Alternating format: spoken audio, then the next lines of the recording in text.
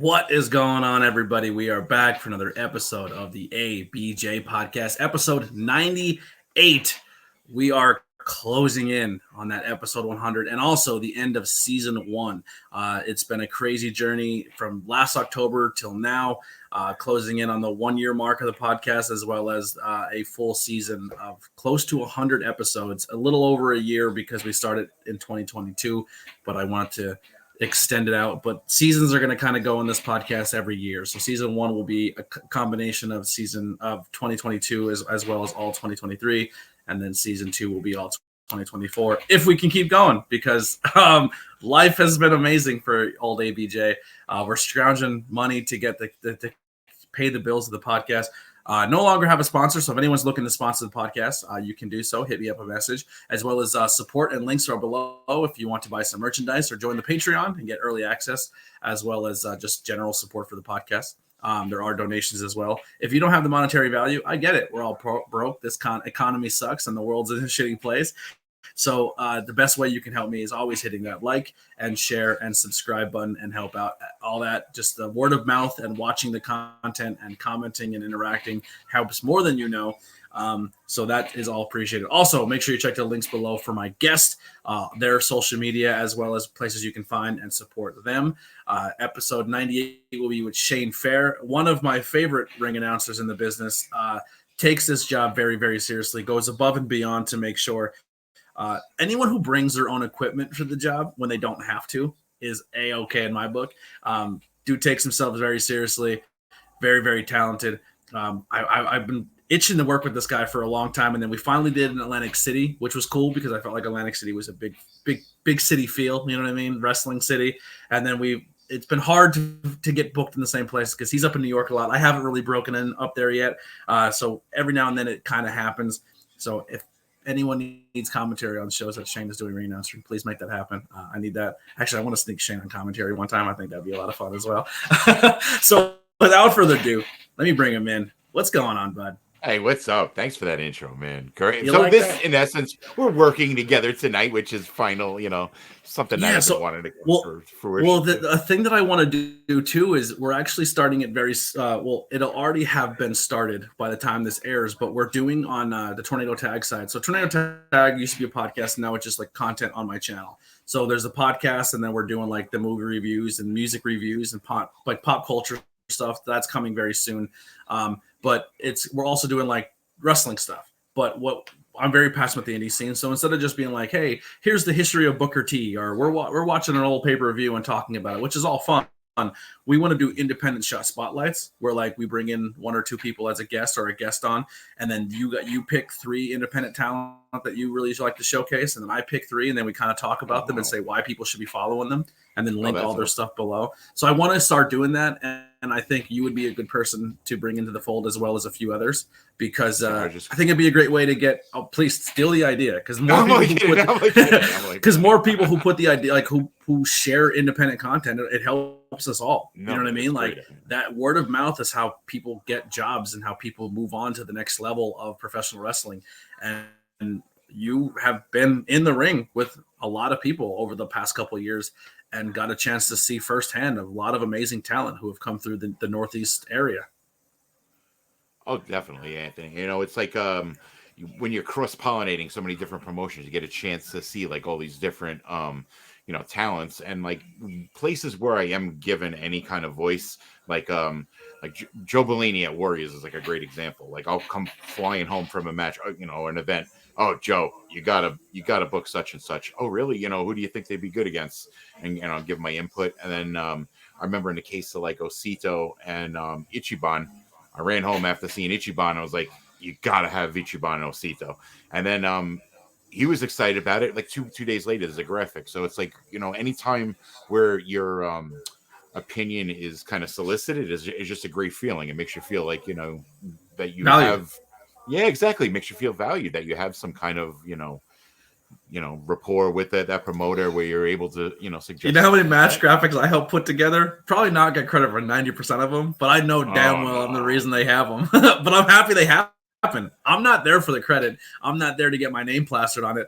I'm just happy because, how you said, you put two names out and then a promotion sees it or they listen to it on the podcast and they're like, let's make this match happen. And that makes my heart happy because, once again, I see a lot of matches on commentary. You see them in ring announcing and you're like, man, if you put this person versus this person, that's chemistry. And then it 9 times out of 10 works out.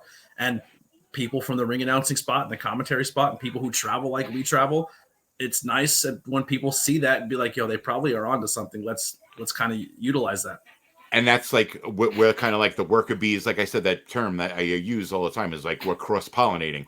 You know, like one promoter's in their own lane, this promoter's in their own lane. Anytime you could suggest talent from promotion A to promotion B, you know, to mix with their talent, you are doing that. You're cross pollinating and you're like making these connections and building bridges that essentially, you know, only you kind of have the capability of doing, because a lot of these people aren't working the different promotions in that capacity. Yeah, where they're, people stay inside their 25-mile bubble, and people who travel outside that bubble are the ones who are like, hey, I was just in this state and this person's really good and he's also willing to travel. You should bring him into this promotion. And it's like a brand new face of these people.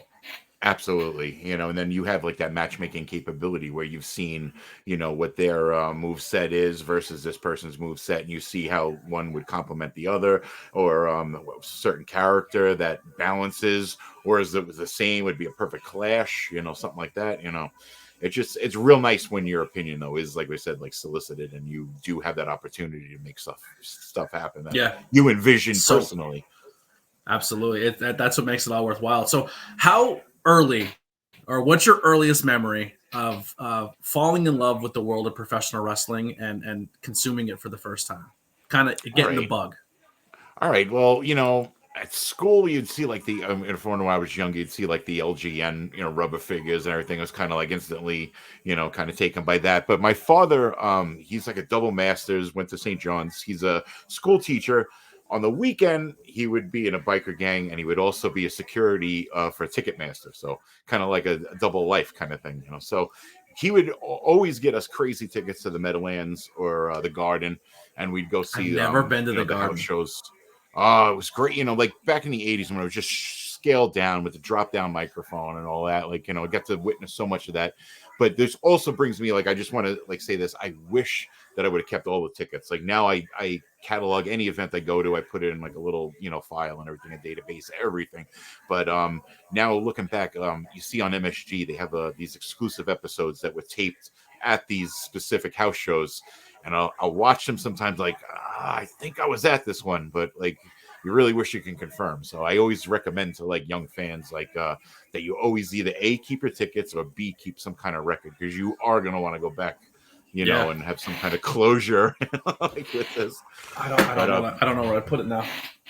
I don't know where it went. I don't know. I had it all set up, and I think someone moved it on me. But I didn't get a physical ticket for it, but I have the wristband.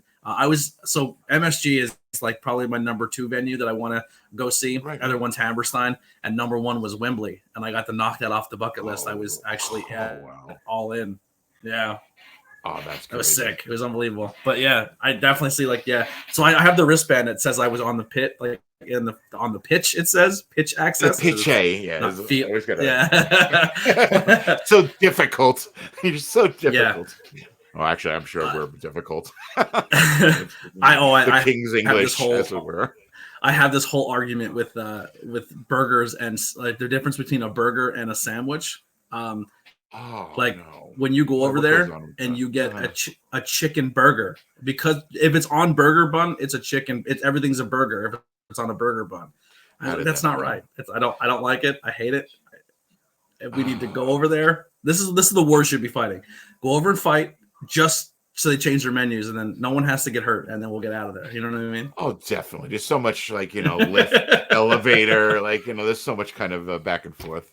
I almost got hit by a car 3 times a day over there, because when you go and you're like, look right, then look left. You look right and you're like, oh, I'm good. And then you get tattooed on the other side. That's got a deep program. Wow. It was wild. I got to get inside one of those taxis. I don't know if you've ever done internet research. There's a whole website dedicated to taxis in England. Adult site, we'll say. I was in the taxi. I was like, Oh, this is why they shoot them in here. There's a lot of space. Oh, okay. It's like you get in the taxi and it's like there's seats that face each other. Like you can have a party back there. Yeah. Hey, shout out to Stella Cox out there if you're watching. Yeah.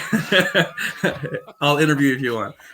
Yeah. So, who were some of your favorites growing up? During your early childhood. Well, they definitely the hooks got into me on Hogan, so I was definitely a Hogan guy. But like Mr. Perfect, was one of my guys. I kind of gravitated to the heels, like same. More I was never a Hogan guy. Yeah. Never liked Hogan. No, it just didn't resonate. Like yeah. When I give me Macho Man. I was a Macho Man kid. Oh, definitely. I like the unpredictability too at that point because you had like so much. It was like confusing as a kid. It's like you got bed sheets, you got Cyndi Lauper, you have a cartoon. It's like there was so much like it was just like full sensory emulsion where you're just like everything was just they're hitting you from every angle at that point. They are too now, but I think with less media back then you were more like captivated by like this onslaught from every conceivable angle, toys, which definitely. Yeah, I'll do a quick show and tell. So I had a house fire. So I had all my childhood essentially destroyed in a fire, and then so I never really got to say goodbye to any of it. If that makes sense, I guess that's like a grown man. You're like, I see your collectibles. You're proud of us. So this kid I went to school with, my nightmare. We reconnected, and he was kind of talking. He's like, yo, like I watched Brett versus Sean at his house when Sean won the title. Like me and he was a huge Brett guy and I was a huge Sean guy. He had all the Hasbros and all the figures, and I was like, man, I always wanted those collections, but I only had a few of them. And I had my favorite figure. It was the Sean figure, the Hasbro Sean, but the black and silver pants. So now, the later one, yeah, that's like a $250 figure because it's rare. So this guy's like, yo, man, I have all of my stuff plus triples and doubles because I got really, really into it. So I'm at the bar the other night and I'm doing like a DJ gig, and he just walks in and hands it to me.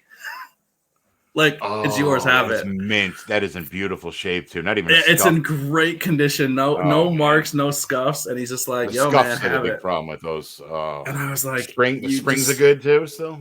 Yeah, works perfect. Nice. Oh, yeah. That's nice. But it's just like, dude, he gave it to me and I was like, all right, don't cry in public. I was like, yo, you just gave my favorite figure back as a kid. So that's hopefully maybe the first of many. I would love to get the entire Hasbro line again. That would be my goal. So I had scumbag friends that, all right, when like I kind of got like, the teenage angst thrown out of my house kind of thing where I had to go live with dad for a while. I had a scumbag friend that would come to my mother's house and said, oh, I left a bunch of stuff here. Can I come in and get it? And he cleaned out like all of my G.I. Joes, and like my G.I. Joes were like my sacred cow, like, and many of them I got from a friend who later went on to commit suicide.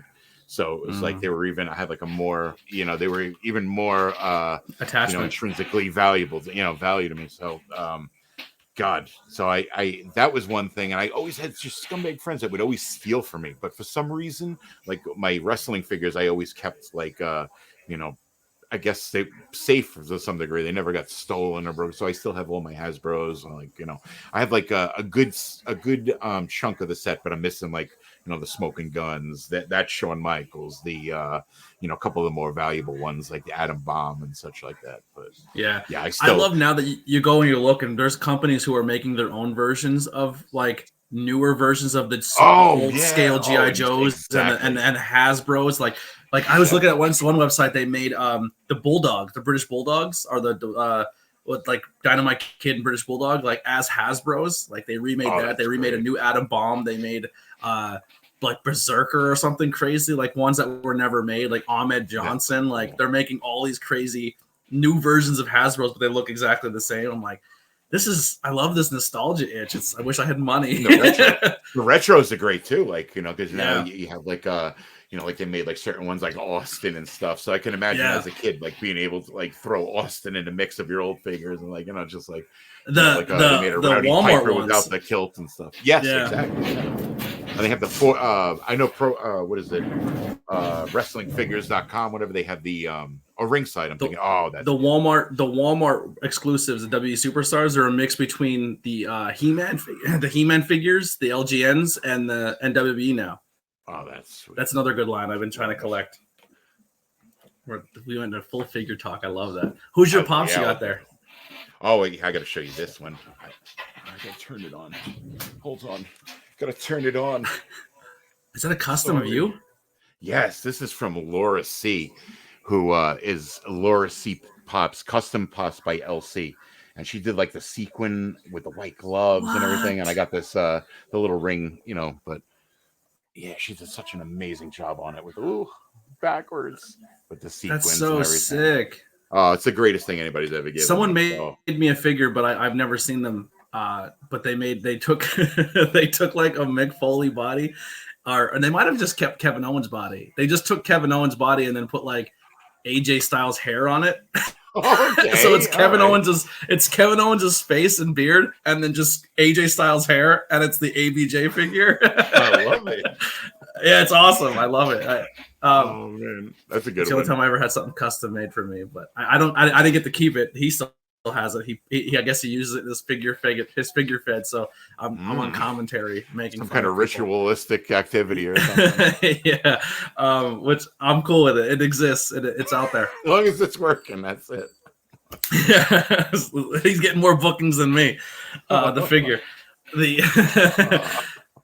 So when did you transition to, okay, I want to be a part of this business, and was ring announcing always the plan or the goal? Did you transition from, like, how did you break into business, and what were your plans? Well, like they say, like the most depressing thing for a male, if you're, like, say you're a baseball fan or a basketball fan, when you realize that you're at that age where you can't be in the league anymore, even though you never would have been, like, shit. Nobody's 38 in the league. I can never pitch now or something, like, so that illusion is shattered. Like, so, like, as I always wanted to wrestle. So it was like, as I got older, I was like, look, that door is closed. So I want to, yourself, like, when you're around the business, you feel compelled to want to participate. So it's like, it was always like that drive. I was like, I got to find the avenue. So I knew, like, I had the voice, and I knew, like, that I had the respect for, like, ring announcers, especially like, Fink, and then basically just Fink. That's always kind of been my guy. But I knew that I could apply that kind of, like, professionalism to it. I saw that missing a little bit too, so I was like, that's probably going to be the avenue, that I could probably do this. And they had at Capital Wrestling at the time, it was like a ticket package where it was like, if you paid a certain amount, you could be the ring announcer and you get to pick a match. So the first Capital I go to, and it was some Gavone, I could say that I'm Italiano, but some Gavone goes, he goes up and he's like, hey, all right, the next match is scheduled. They want to go 1-4. Hey, I don't know, this guy over here. So, like, I'd book him. I would love that guy.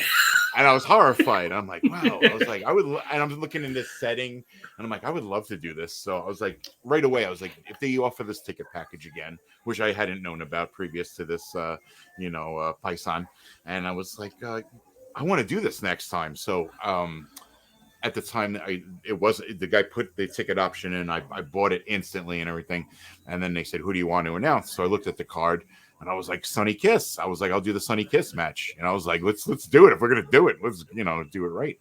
So sure, got that match. So I go there, and I expected, like, to be handed all the information and such like that. So I was like, "All right, so what do I go about getting the weight and everything?" He's like, "Oh, you got to go ask them. You got to go in the locker room." Oh my God, they didn't even do that work for you.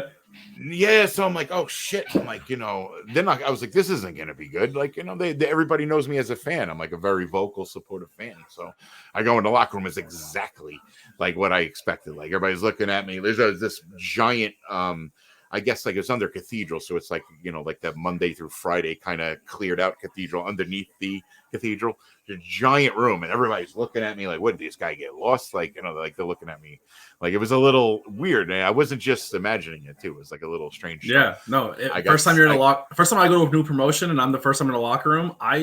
As a commentator, I'm not comfortable, but like I realize that this is technically not my place, and you have to handle it a certain way. Yeah. Right. Even, that's what sets you apart, like how you conduct yourself in a locker room. Yeah, oh, definitely. You got to have respect for it too. Like you can't be just like, you know, and you also have to be protective of it. Like I don't like seeing people that aren't on the show coming and hanging out in the locker room, like especially if there's female talent getting changed and such like that. I'm 100%. A little protective of that and such like that. So, you know, I got the information and everything, and then I forgot. I think somebody said to me, I know who, but it said something like, "Oh, did you get lost or something?" Or like there was some kind of like comment.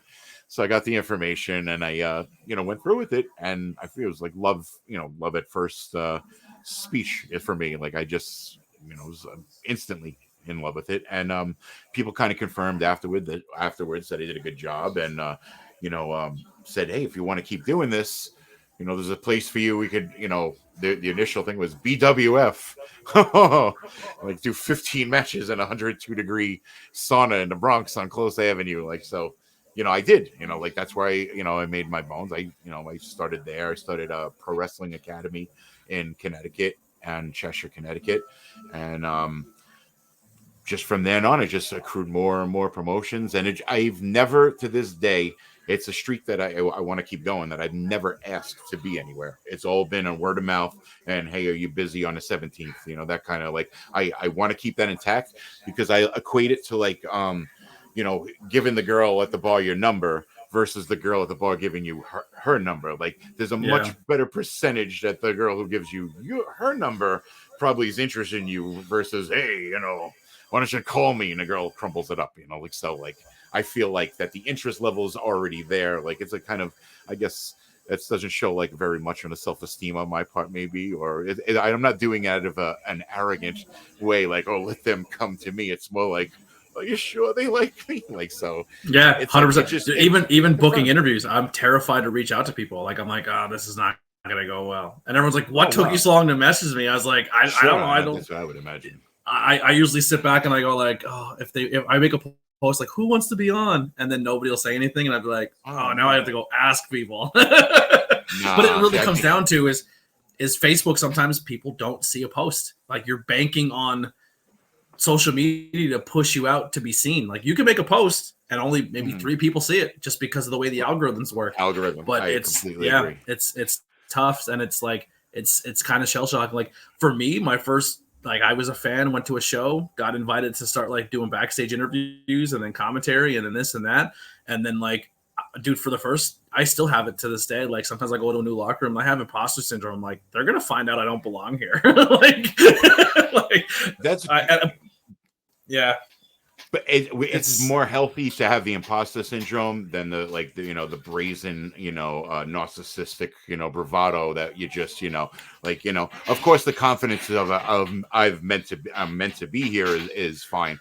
But I think coming in on bended knee is like a much more respectful approach. So like the byproduct of that isn't going to be as bad as being like just a douche where yeah, we have too many of those in the business. Yes, exactly. So what made you? I'm sorry, go ahead. I said like there's so many times where you feel like you're held hostage in conversations. So it's like in this business. So I feel like yeah, totally.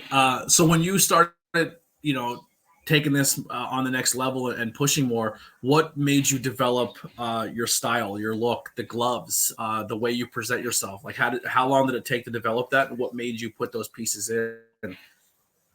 All right, well, the gloves were kind of like a happy accident because it was like a BCW anniversary show. So I wanted to go a little bit above and beyond. That was like, for the anniversary, that should be like coattails. It should be something like a little bit more panache than like, the rest of the year. So I was like, what, I'm going to get white gloves. So it's like my, I guess, point of references for luxury tuxedos of Bugs Bunny and I love the movie Life is Beautiful with Roberto Benigni. So like I watch that like probably like once a year or something. So like the white gloves that he wears in that and his uncle Ezio in the movie has this like beautiful line as he's got the white gloves on. He says that God is not a servant to man. He serves man, though he's not a servant. And he explains that if a sunflower bows too low before the sun, it dies. And it's like servant is an art. So I was like, service is an art. And like, the white gloves. And I was like, it all kind of like resonated with me, like I guess like in a certain degree. So I was like, I was like, there's some truth to that. So I wore the white gloves, the BCW thing. And the next day I went to, it was called, Wrestling Has a Tomorrow up in Providence. So I just went as a fan.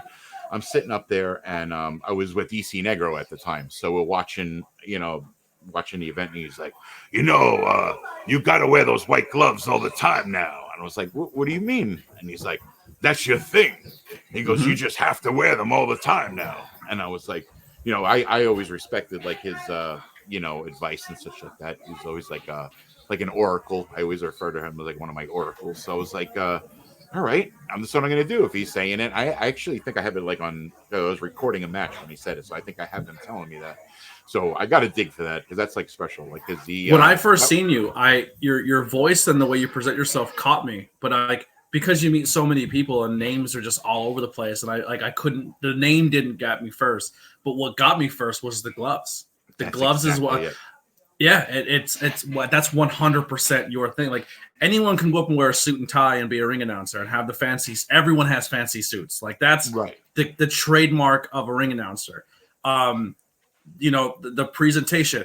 I think what makes you stand out is, for me anyway, as an Italian as well, I like that you keep who you are as a person, but still bring a broadcaster voice without.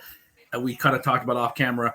Adding extra syllables, or making your range, or trying to be the next Howard Finkel, your stuff. Like how you said, if that guy went, hey everybody, I want to do I would love that guy because there's no one else doing that. Like I like when someone just be like is themselves. Even on commentary or when you listen to radio, everyone has to have that radio voice. Like it make it your natural voice. Like I'm like this is like who I am. Like it's tough to stand out.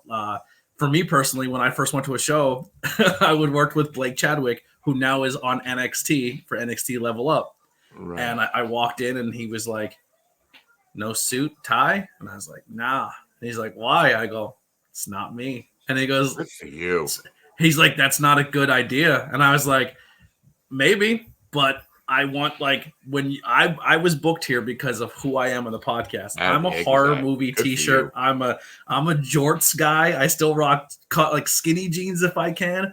And I said when I do commentary, I said my style is I'm a fan first. So the way I call a match is as a fan, but also I bring a little bit of humor in. And it's like it was kind of like a thing was like, well, that's not a really good thing to do. And then long and behold, Pat McAfee enters the scene, and he's rocking jorts, and he's being unapologetically him on commentary, and everyone loved it. Like John Moxley over Wrestle Week during Wrestle Fest, everyone's like, "Yo, John Moxley was funny on commentary because he's being himself, just calling a match." And I was like, "That's what I like." That was my vision from the start, and people like it. That's what they're going to respond to, hey, not to blow smoke up your ass, but like, you're a very likable person. So it's like, as long as you're just presenting that, people are going to respond to it naturally. So, yeah. And it's like, and then people also like, in a business that's built on, having a facade or having like, some kind of, underlying tongue in cheek, getting away like a suspension of disbelief and everything. It's people see through bullshit. They have the bullshit detector because of this business, so they know what's authentic and what's not. So if you're presenting yourself as authentic, that's the one thing that they gonna want to see every time is that authenticity from the people that are giving them the information. Maybe not the people that are in the ring, but that authenticity is important. Like that's what really, And it sucks when they tell you to be yourself or do this or do that. But if you don't stay within the mold of what that presentation should do, like when people say, "Oh, referees act too much," and they take away from the match, but it's like they're doing something different. They're trying it, but it's okay for this referee to do it, but then you hate on every other referee for trying to stand out and be different. Or a ring announcer tries something different. Or I hate when commentary does this, this, and this. They should be worried about the match and not getting themselves over. And it's like, someone told me that once, and I was like, I drove 4 hours to be at this show. I'm going to be me. Am I trying to get over? 100%, just like everybody else in that ring. But I'm also doing my job of telling the story in the ring. But don't tell me to not be anything else than myself, because I have just as much right to be part of the show as you do. Sure, exactly. Yeah. Exactly. Yeah. It's because a lot of people don't think of the ring announcer or the commentary or the cameraman or if everyone brings their own little bit of style, that's what makes you stand out, and that's what is going to keep you getting bookings and making you different from everybody else. Right. The extra mile is never crowded. That's the other good thing too. That's like, as long as you're doing something, like you said, just outside of the box or just a little bit more, you are going to be recognized. You are going to be, booked. And it's very transparent when people try to be the next version of you instead of themselves, because they see what's working. Like, I've seen people try to be Shane, like 100%, and I was just like, kill him. Yeah. But it's just like names. Yeah, but it's just it is what it is, because you stand out. You carry yourself in a different way. And another thing I really respect about you too is you came in as a fan who bought a ticket to possibly get a job, realized you liked it, fought for your spot, kept going for your spot, but then also said like, hey, how do I become more involved with storytelling or booking or this or that? And you did something that was really cool. You helped put together a charity basketball game where the talent played against each other. Like that, like you're a ring announcer who took the extra initiative to say, how can I contribute more in this business? Oh, that was the greatest, experience. It was, I don't know, it was so emotionally, I was very emotionally invested. So. All right, give me like 20 minutes. I'm sorry. You could. Everyone.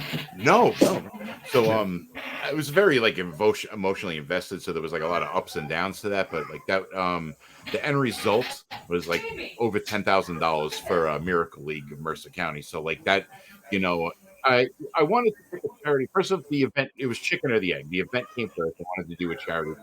Next, logical question was, what charity can we apply this to? And I wanted to make it a charity that affected a fan that was close to wrestling and close to us. And at the time there was a fan, Azalea, and I was very good friends, very close with Melissa, and we saw that like what happened with Synergy. So the first thing, we won't even talk about that. Everybody knows that pretty much what happened at Synergy. So when that happened at Synergy, not only was talent disenfranchised, but you had a lot of fans. Like the first thing you think is, how does one explain this to their child? What happened and why, hey, next month we're not going to Synergy Wrestling and such like that. So like that was kind of heartbreaking in itself. So it's like, we have to do right by somebody who, a charity involved. It worked out perfectly, that this was a fan of Synergy. A large contingent of the charity, like Matt Vertigo, TJ Crawford, were all people who wrestled at Synergy. So a lot of them were hurt and disenfranchised at the time. So I was like, let's take this energy to help children instead of like what this asshole did, at Synergy. We'll take everybody that was, fallout or caught in that kind of whirlpool that afterwards. We'll take all this energy and we'll blast the fuck out of it the other way. And we'll do something positive for children. So that was the reason for involving a lot of people from Synergy. Like personally, that's why I put them in, because I wanted them to like reverse the curse, kind of. So that was it all worked out. Everything just constantly fell into place. But like when you're raising that kind of money, I promised $5,000, and we were getting close, and the money wasn't going up. We're like, I did the draft night fundraiser. We did like there was people like Kevin Nasta and like all sorts of other people that donated a bunch of memorabilia and such like that. We had auctions and such. So raised all the money, and it was still like 2,000, not much. And every night I remember going to bed like just like stressed out. It was like I felt like it was aging me like so badly. And then like this momentum just came like right at the end. And then I guess it felt like once people saw it was going to be a success, then they were like, all right, I could put some money into this, because like now it's like I see it's gonna. And then with admission, with everything else, we raised over $10,000 when the goal was 5,000. So it was like, how long into the business were you in when you took up this adventure? I would say 3.5 years. 3.5 years. Yeah, it was about 3. Because that could be a thing too. Is like trying to step forward and come out of your comfort zone to do stuff. And in this business, you have a lot of like people are quick. Like, I don't know what, like, who's this guy? Exactly. Like, you know what I mean? Yeah, exactly.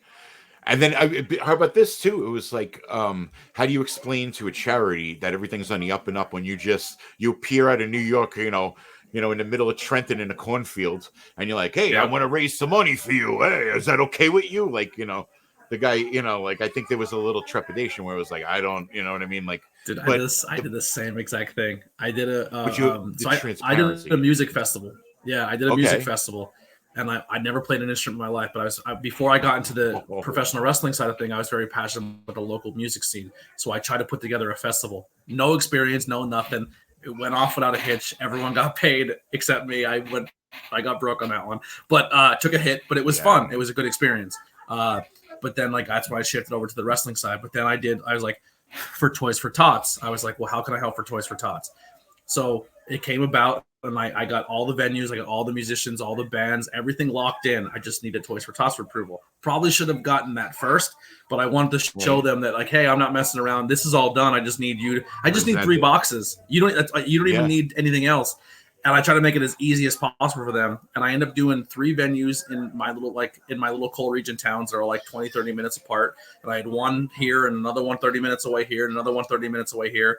Each venue had 3 bands each that donated all their time to perform for free. Sound guys, you can get into the bar for free to see 3 bands each. All you had to do was give a toy. And any money at the door, if you didn't do a toy, all went to charity. And the guy was like, I don't know who you are. I don't want to do this. And I was like, all right. I said, well, then I'll just find a different charity and I'll go from there. And I went to walk out the door and he goes, hold on, here's some boxes. Let's see what happens here. I'm a little desperate.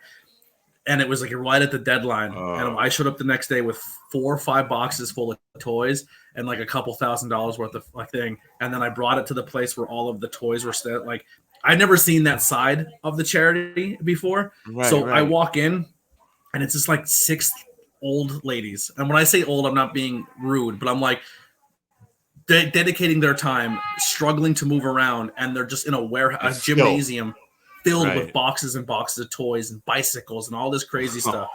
And I remember bringing oh my God, I'm going to try not to get emotional when I say this, but I brought the first box in, and I remember bringing them all in, and I handed their envelope, which is like, this is amazing. Like this is like the deadline. Like, you just brought them in, a whole 9.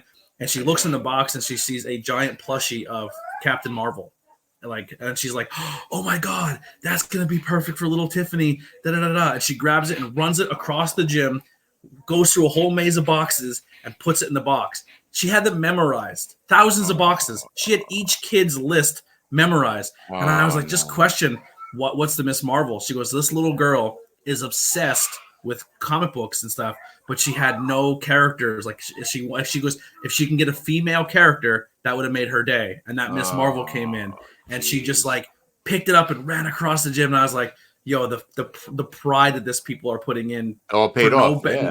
No benefit to anybody. They're not getting paid to do this, but like, she remembered this little girl's list and realized that was the one item, and then that show brought in that one eye. Like, it was just such a cool experience. So like, that's awesome. Seeing your basketball event, like, that was another reason why I like really put me on the map for you, because like, I've been in those shoes, and it's not easy to put together stuff.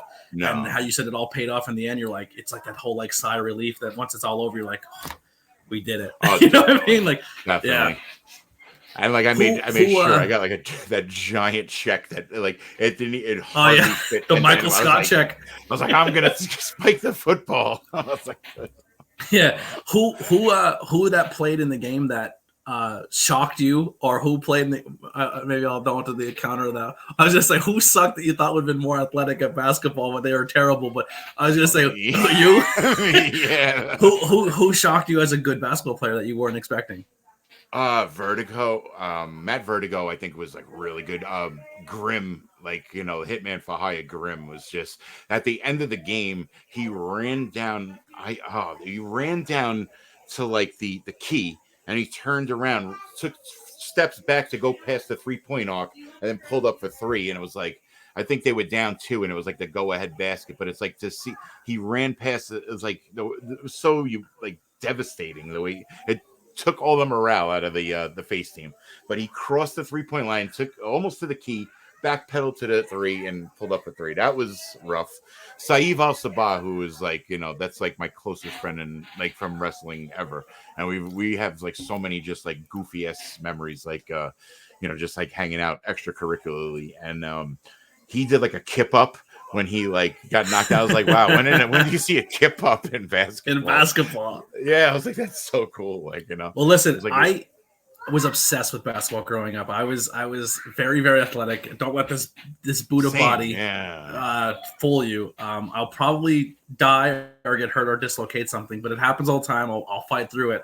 But if there's a basketball game part 2, I need to be a commentator representation. Oh, hell yeah. All right. I want to play. I have not played basketball in probably 6 years. But when I seen that game, I was like, I would have liked to play that game. That'd have been fun. But I was so new to the scene, nobody knew who the fuck I was yet. Bro, but GoPro is like they are the ones that put like it could have just put any game live. The jerseys were so cool. Oh, that was my favorite. That cost me like $2,300 out of pocket. Truth be told, that was out of pocket. They were amazing jerseys. That. Oh, they were so cool. When a guy like I kind of gave him like an idea what I wanted, and when he returned, I was like, oh my god! I was like, these logos would stand as like minor league baseball logos. They would have been like perfect. So I was like, so happy with that.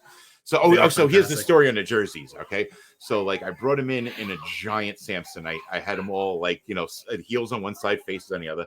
So I'm facing the wall. Vicky, come up. All right, here's your shorts. So I'm just giving him out, and I'm like in my with my horse's blinders on, and I'm just like going ahead, like working out of the Samsonite. So then I turn around and everybody's got them on. Like it wasn't like I just saw them in drips. Like were they barking out like these are amazing? Oh, so sick. And I turn around and like everybody's got them on. Like it was like a reveal for me because I hadn't even put mine on, and like I turn around and everybody, I was like, oh, this is like that was like powerful for me. I was like, holy shit, it's happening. Like I was like, and you know what I liked about this too, because sometimes it's like I get like ADHD on a project, and I'm like, I push so many things aside. I have so many things. So like the fact that I was forced to have to go like from point A to point B in like a project and like have that, no, you have no choice kind of like that was like healthy for me to like make me, show myself that I could like carry something out from beginning to end. And like doing like I always say, like doing this content helped my ADHD a lot. It's like, it's what it definitely you have to rely on yourself, and that's all, And I wanted it to be like people, like I said, it was like basketball is dictatorship, not a democracy. Like people all had like I had to sit through so many awful ideas constantly, and it was just like okay, and then it'd be like forget it, I'm not doing any of that. Like so, like I was like so focused on just doing it my way, like so it was because not like amazing. Insult to anybody. I wanted to just see that I could do that. Like I just absolutely. I hope you do it again because it was a cool event. It was really really fun. So we're getting close to the end here. Oh yeah, it was a fantastic. But I want to ask you. We kind of alluded in the beginning, and I want to kind of bring it back first full circle. You get to see a lot of amazing talent. Who are some of your favorite names to call in the ring? Like when you're on the card, you're like, oh, like how like Bruce Buffer has that relationship where a fighter like they get in there like like, I love that. He's called like who do you have that chemistry with that you love when you get to work with them? There's a bunch. So like if I miss any, I'm gonna feel like shit later. But like of course Osito is like way up there. Dan Moff is way up there. Jay Bougie is way up there. Like like I love getting to do that with Jay Bougie. I love Darius and like getting to see that the front row seat is just seeing him with his arms like folded behind his back and him just like vibing to it. It's like that's like the coolest shit. Like that's what I call like the front row seat, where it's like I get to enjoy these things. I'm like, that's why I did that. I started with the announcer cam. I was like, I want people to just see some of this stuff. So like I started putting it on my lapel and everything. I love that idea. Yeah, it's been working good and everything. I'm like it's like I want people to see the perspective, because a lot of times it just I feel so lucky, like to be, but okay. So like Dan Moff, Osita, I want to get back to this. Of course, Saeed Al Sabah, even though it's been a very long time. I love Roger Mendez at Warriors, definitely. Max Bain. But it's just so much fun when like I have like little signs like sometimes like Vinny Pacifico, but if you see me tuck the card away, like usually that's somebody that like I love, like that's usually like a little sign I do, like I'll tuck my card in my pocket, like when I do that much shit, like I don't use my card often. It's more like to genuflect, and it's like it's a good safety net to have the information there. But like that's just a symbol I like to give. Like I'll put it in my pocket for certain. Like, I know who you are. I got you. Yeah, exactly. So if you ever see me do that, or I put my hand over my, like Lala, Ruthless Lala, and Isaiah Wolf, I love to do.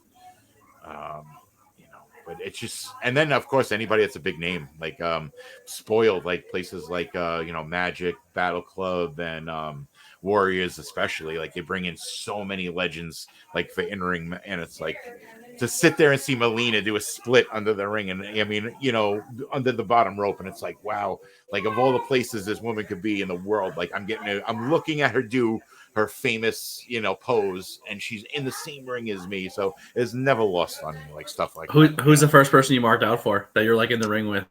All right, the first like person that was like in a WCW, like big three level, ECW, WWE, it was Crowbar. So it was like that was the very first name that I got to do. Gangrel is always great, and like that's always a fun one. And if you look in the Mecca, and like the corner that's like of the mirrors that's closest to the stage or the entrance, you can see there's like a red stain from him, like, and then there's also a green stain from Mantis. So it's like I was like looking at that and like, oh, there's Gangrel's mark on Mecca, My favorite moment is I was a giant Enzo and Cass fan, so actually that my pops there is an Enzo and Cass one.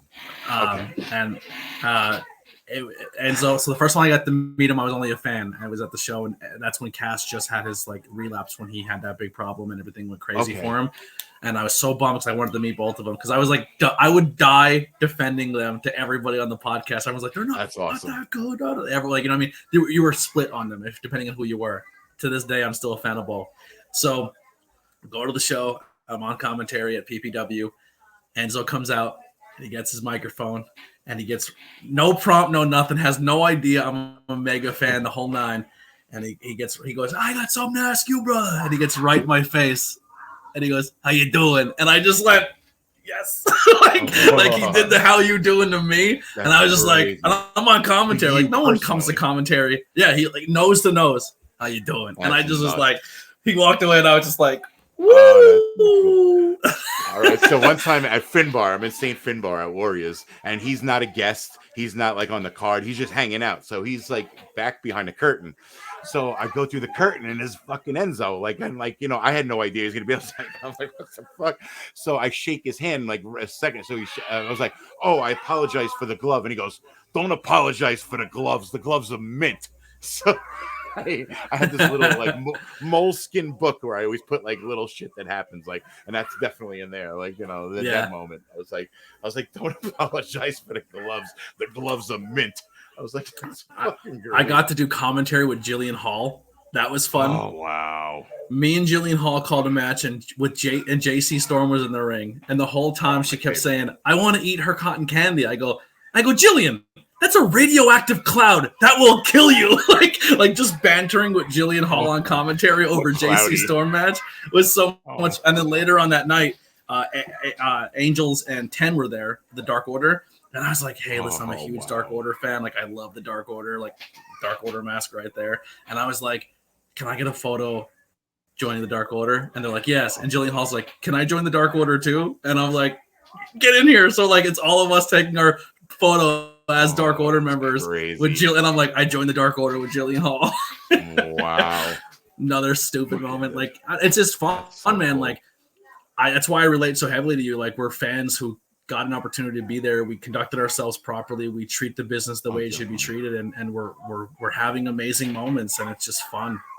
The good hallmark of a good story is like if you go to like if you hear somebody that is outside the business talking about somebody that you had that moment with, and you're like, I'm not going to tell it because this guy's going to just think I'm full of shit. So it's like when you have a story that's that caliber, it's like that. It's almost a good feeling where you got to pull back and like, like, oh, Jack Swagger. And it's like, nah. Yeah. Or when they're like, oh, this guy's a real piece of shit. And you're like, I did not have that experience with him. No, I had it on. No. Like you met him at a meet and greet. I was backstage chopping it up with him. Man. You know what I mean? Like, yeah. Darius. Yeah, exactly. Oh my God. He's hands down. I'm going to keep saying it until he comes on. That is my bucket list. One of my bucket list interviews. He is one of my all-time favorites on the scene right now. I think he is insanely.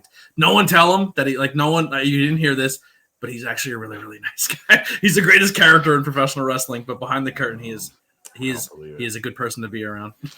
Believe it. I'm sorry, I'm breaking the mold for him, but he's just he's someone that you want to have a conversation with, and after you have a conversation with him, you feel better about yourself in this industry, and you just pull stuff from him that helps you, whether you're a commentator, whether you're anything. He's a good person to bounce stuff off of. Oh, he'll hold court too. Like if you're having a conversation, he'll hold court, and like the masses will, kind of like that hack. People listen when he talks. Yeah, nothing attracts a crowd like a crowd. Yeah, oh, definitely. Mm-hmm. So, who are some independent talent out there that people should be more aware of that you've been seeing on the scene, or some talent that are not getting, that you said the respect they deserve, or some promotions that more people should seek out? Well, definitely, like, Roger Mendez out of Warriors. He's like a thoroughbred, he's like like we say, a 5-tool player. He's got everything, so he's definitely one. Marcus Mathers, I see, is getting, every time you open up social media, he's got a new championship. So I don't think he needs to be put over, but maybe Wasted Youth together, that's definitely, one of the best tag teams going. Steve Pena, he's always he's a living gladiator. So I think, like, he should be out there a lot more. Osito, everybody's woken up, to Osito. Everybody knows, what he brings to an event. So, I love, like, Alex Ryman's doing like the best work of his life right now over at Magic. Like, who else? I'm trying to think who at BCW. Well, I always love Notorious Mimi. I always think she's like one of the greatest there is. Yeah, I mean, there's so many right now, but I think I named like most of the ones that I'm very strongly supportive of, for sure. JC Storm, of course, and you don't have to put her over. She's in a new, she's a globetrotter. She's that New York scene for me. The first promotion that I fell in love with without even seeing one of their shows or anything, but just because of the students that have came out of that school. Hog. And you work with Hog. There's not a talent that I've met that came out of that school that I didn't fall in love with, who I didn't become super close with, who every time I see them, I want to hug them. Like Main Event, Evander James, JC Storm, Rembrandt, Cosmic, like when they were a part of that at one point in time. Like they're just everyone who, like Charles, like I remember Mason before he was a serial killer, like, and he was kind of in between babyface and heel at certain places, and he's taken over the world. Like the people who have come out of that school just conduct themselves differently, and that's a great New York school. And that what's the one that they're at? A lot of them are at now. The Battlefield. The Fallout Shelter. The Fallout Shelter. That is a promotion too.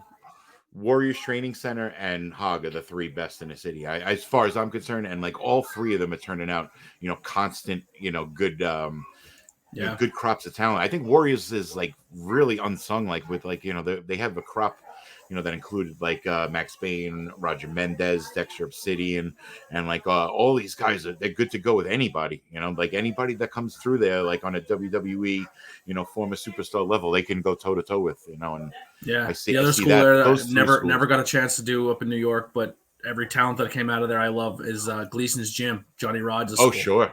Definitely. Got to get up there in the New York. When I get my car back, I'm coming up. I'm going to explore that New York scene. I'm not booked anywhere anymore, so I might as well, when I come back, just kind of, I want to re-enter the world of professional wrestling more as the fan content side of thing. If I'm welcome backstage, cool, but that's not my goal. I just want to kind of go and be supportive. I want to kind of go and be supportive and go that route. If I get invited to do more, I'll do it. But it's going to be a nice little rebirth when I finally get my wings back, But where can people find you on social media? Or support you? World's Fair NYC at Instagram, Shane Fair. You know, it's my shoot name. It's like on Facebook, and at Shane Karma on Twitter, because that World's Fair NYC guy just won't let go of it. I send him threatening messages. Gonna pull his dock. No, I'm like, no. Yeah, wait, send some boys up to his house. That's right. You still have any of those old? You still have little biker gangs from your old man? Send them up. I'll send the announcer from that First Capital that I saw there. Hey, this guy. Hold on, what's his name? Oh, Shane Fair. He needs to stay. Yeah, man. Anything else you want to plug? Anything else you want to get out before we get out of here? No, man. Just I just on a personal note, I hope that you're out there a lot more, man. It needs you, man. And anywhere you are, like you're that type of entity where everybody just smiles upon seeing you. Like you bring that good presence, like whether you're like Jesus in Atlantic City, where that was awesome. Where only the Antichrist seems to be welcome, but still, I was drunk as shit that night. I got hammered. Hands. Yeah, it was fun. That was a great show. I just remember being on commentary. And it was me and Pete, and then that dirty rotten John Weiss got on commentary, and he just sucks. He's terrible, and I just made fun of him the whole show on commentary. Just roasted him the whole time. Go listen to IWTV. Head over to IWTV.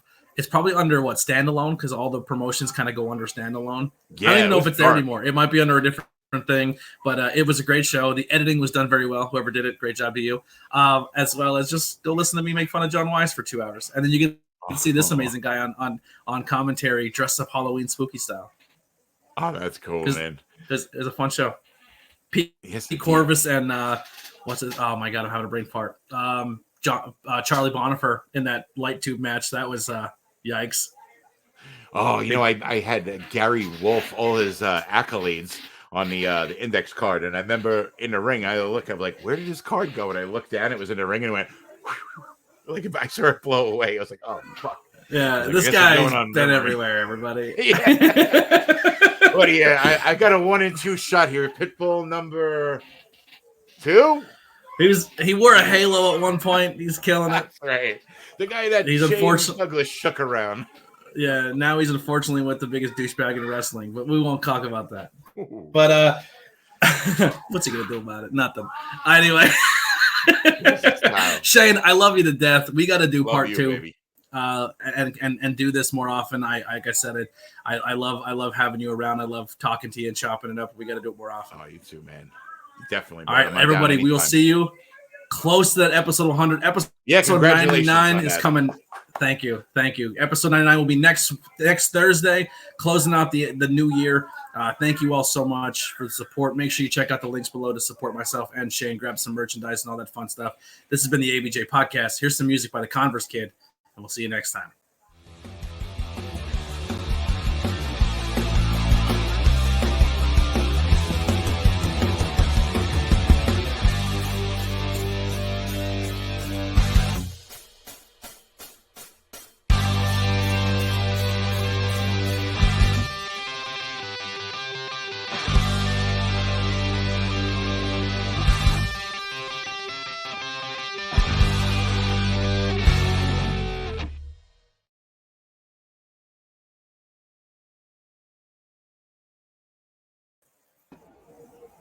Alrighty.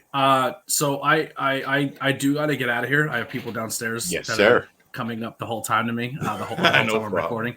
Hey, do you use Discord by chance? Not really. Like I'm on Xbox too. I really probably should and shit. Yeah, if you ever get a Discord, let me know, man. I have a really cool community. A lot of people were really excited for this interview and like to talk to you and hang out with you if you ever want to come in and talk wrestling with us. Oh, anytime. Yeah. There's people that wanted to do some stuff with you, but unfortunately I gotta cut out of here. But thank you so much for this, and as soon as everything airs, I didn't see that. I didn't see those questions. That's all right. No, I was kind of we were chopping it up, so I missed some stuff. But yeah, Hunter Dillon, he's Logos by Hunter on Instagram. If you want to contact him, he's really, really good at logos and merchandise. He's helped me out a lot. But I do got to cut out of here. That's his handle, Hunter Dillon 95 on Instagram. Hunter Dillon 95 is his personal account, but he has Logos by Hunter as well. Oh, okay. He's actually in here. He's in here if you guys want to talk a little bit, but I do got to cut out. I'll bring him in. Man. Hey, what's up, Eddie?